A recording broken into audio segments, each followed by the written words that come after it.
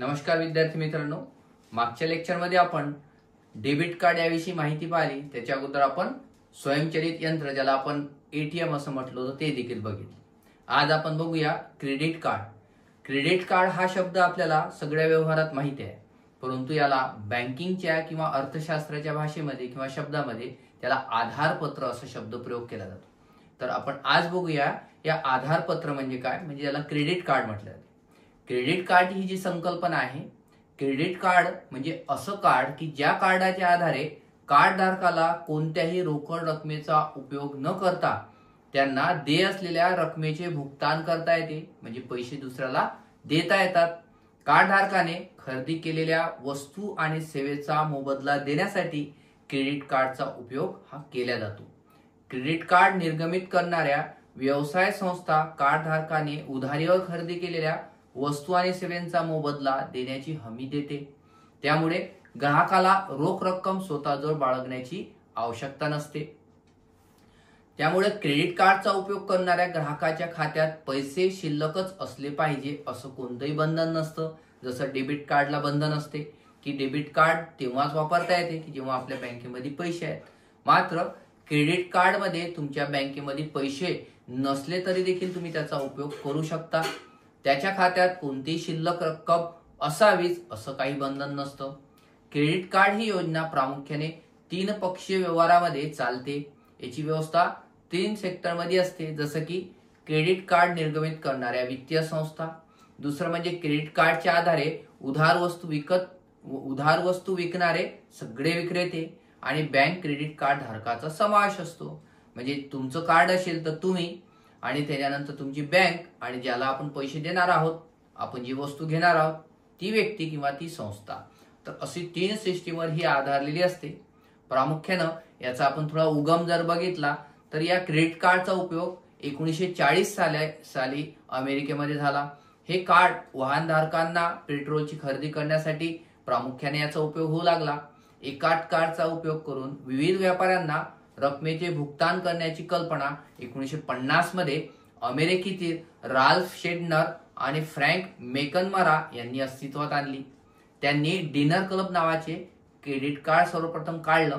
Bank of अमेरिकेने September 1958 मध्ये पहिले आधुनिक क्रेडिट कार्ड ज्याला बँक अमेरिकार्ड या नावानं कॅलिफोर्नियामध्ये प्रामुख्याने ओळखलं जाऊ लागलं। कालांतराने या कार्डला जागतिक मान्यता मिळाली। त्यानंतर या कार्डचं नाव व्हिसा कार्ड म्हणून करण्यात आलं। व्हिसा कार्ड अमेरिकेमध्ये चांगलेच प्रसिद्ध झालं। त्यानंतर जनतेचा याला प्रतिसाद देखील मिळाला।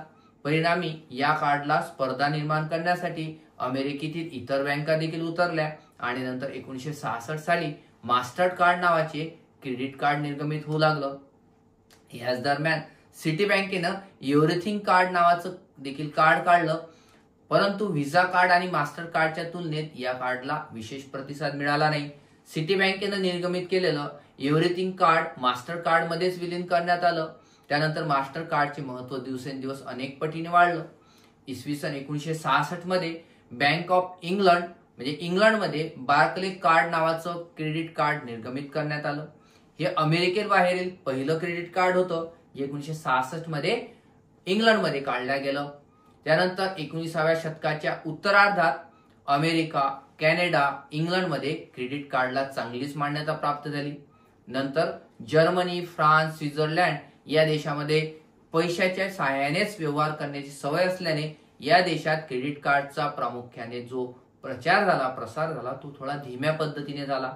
अमेरिकेमध्ये 1950 साली निर्गमित करण्यात आलेलं क्रेडिट कार्ड भारतात पोहोचवायला तब्बल 30 वर्ष लागले। म्हणजे 1950 मध्ये जे डेबिट कार्ड अमेरिकेत आलं ते 1980 मध्ये भारतामध्ये आलं। भारतात पहिलं क्रेडिट कार्ड 1980 साली सेंट्रल बँक ऑफ इंडियानं सेंट्रल कार्ड या नावानं निर्गमित केलं। हे वर्ष होतं 1980चं। याच वर्षी विजया बँक या बँकेचं नाव आहे विजया बँक। या विजया बँकेनं विजया कार्ड या नावानं हे क्रेडिट कार्ड बाजारात आणलं। भारतातील बँकांनी निर्गमित केलेले जे कार्ड आहेत हे अनेक प्रकारचे पाहायला मिळतात। या बँकेच्या स्वरूपानुसार, बँकेच्या प्रकारानुसार हे कार्ड आहेत। जसं की पुढील जे सूची दिलेली आहे, स्टेट बँक ऑफ इंडियाचं SBI क्रेडिट कार्ड आहे, बँक ऑफ बडोदाचं क्रेडिट कार्ड आहे, ICICIचं क्रेडिट कार्ड आहे, IDBIचं आहे, ABN अमेरोचं क्रेडिट कार्ड आहे, स्टँडर्ड चार्टर्डचं क्रेडिट कार्ड आहे, HSBCचं क्रेडिट कार्ड आहे, सिटी बँकेचं क्रेडिट कार्ड आहे. या ठिकाणी जर आपण बघितलं तर पाहायला मिळतं स्टेट बँक ऑफ इंडियाचे तब्बल 5 प्रकारचे क्रेडिट कार्ड आहेत. SBI credit card elite, SBI card prime, SBI simply, SBI click card, SBI style card. HDFC चे बघितलं तर तब्बल 4 प्रकारचे क्रेडिट कार्ड आहेत, ज्यामध्ये HDFC Regalia, HDFC Diners Club, HDFC Millennia, HDFC MoneyBack. ICICI बँकेचे देखील 4 प्रकार क्रेडिट कार्डचे पाहायला मिळतात. ICICI coral credit card, ICICI Sapphiro credit card, ICICI platinum chip card, त्यानंतर ICICI Amazon pay credit card. तर अशी प्रकारचे हे प्रकार आहेत. पंजाब नॅशनल बँकेचे देखील 2 क्रेडिट कार्ड, प्रिव्हिलेज कार्ड आणि पिनॅकल कार्ड आहे. ॲक्सिस बँकेचे 3 कार्ड पाहायला मिळतात, म्हणजे एस क्रेडिट कार्ड, मँगस, त्याच्यानंतर insta easy credit card. Bank of बडोदाचे तब्बल 2 प्रकार आहेत, प्लॅटिनियम क्रेडिट कार्ड आणि सिलेक्ट क्रेडिट कार्ड. कोटक महिंद्राचे सुद्धा सिग्नेचर आणि प्लॅटिनियम या नावाचे 2 कार्ड आहेत. येस बँकेचे प्रॉस्पेरिटी आणि फर्स्ट एक्सक्लुसिव्ह या नावाचे क्रेडिट कार्ड आहे. म्हणजे आपण जे क्रेडिट कार्ड म्हणून एकच ओळखतो, अनेक बँकेमध्ये सुविधानुसार, फॅसिलिटीनुसार या कार्डचे प्रकार पाहायला मिळतात.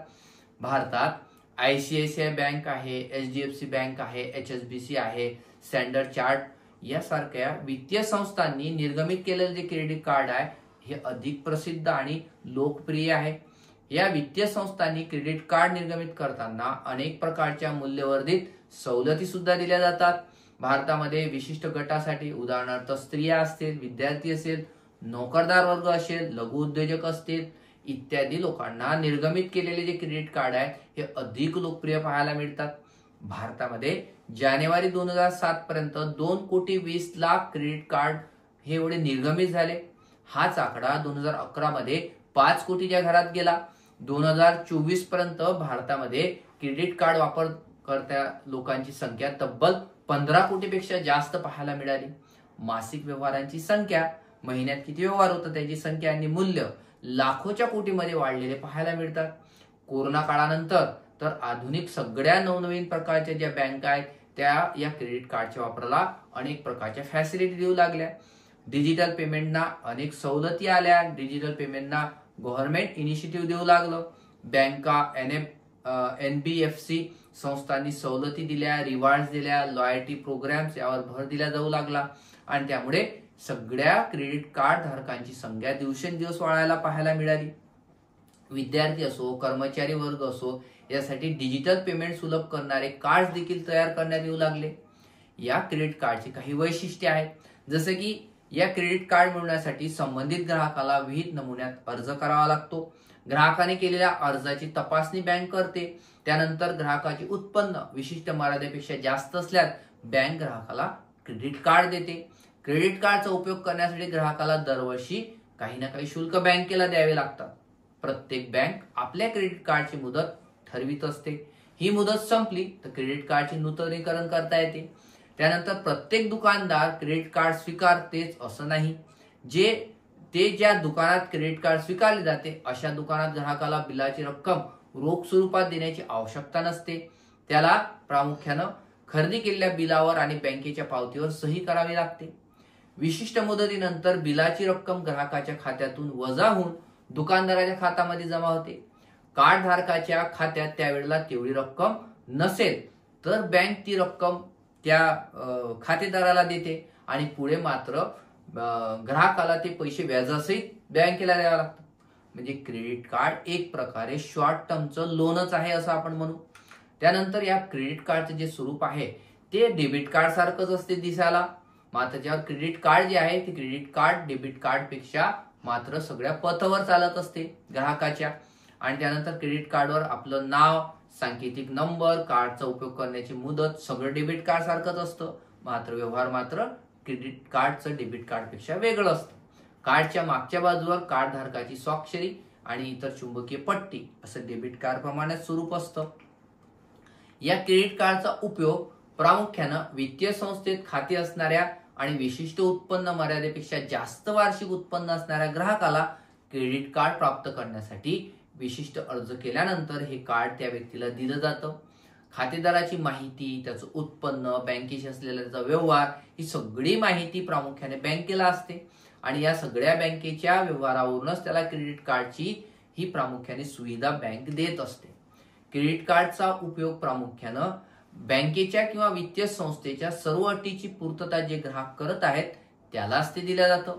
क्रेडिट कार्डचा उपयोग करण्याबाबत ग्राहकाला बँकेला काही शुल्क जे द्यावं लागतं, त्यानंतर त्याचं नूतनीकरणाचं शुल्क द्यावं लागतं.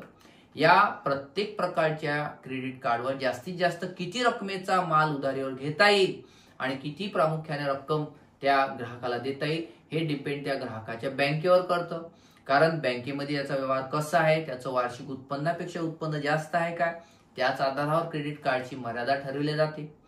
पावती पुस्तकातील एक पावती ग्राहकाला खरेदी केलेल्या वस्तूचं बिल असे एकत्र करून बँकेकडे पाठवल्या जाते आणि दुकानदाराने पाठवलेली अशी पावती प्राप्त झाल्यानंतर बँक क्रेडिट कार्ड ग्राहकाच्या खात्यात तेवढीच रक्कम नावे टाकून विक्रेत्या खात्यात जमा करते. हे सगळं बँकिंगच्या भाषेमधलं आपण बघितलं. कार्ड धारक ग्राहकाच्या खात्यात प्रामुख्यानं जेवढी बँकेतून त्याला पैसे घ्यायचे आहेत, साधारणतः त्याला आकारण्यात येणारे शुल्क हे बँकेचं असतं.